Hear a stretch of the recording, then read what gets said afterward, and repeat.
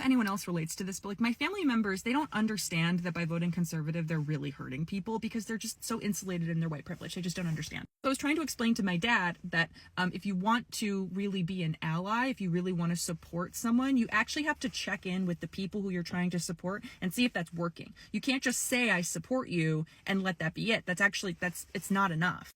And and this came up because I told him, I told both my parents that following the election, I've had an insane increase in just like the types of interactions that I've had to have, both at work and out in my personal life. There's just been an uptick.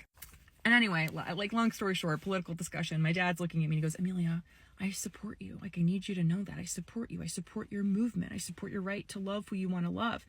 And I was like, gosh, Dad, I wish that meant as much to me as it did to you, because I just didn't know what else to say about it. Because it's like you don't even understand enough about this to be an ally.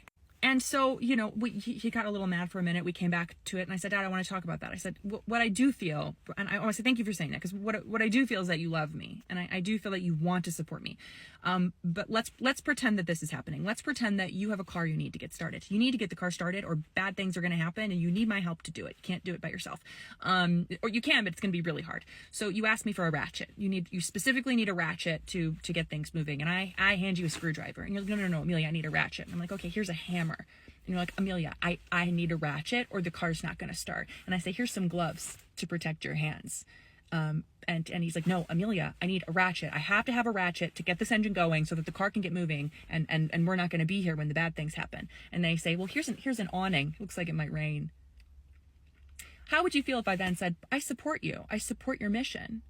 My intention was in the right place. How would you feel if I said that?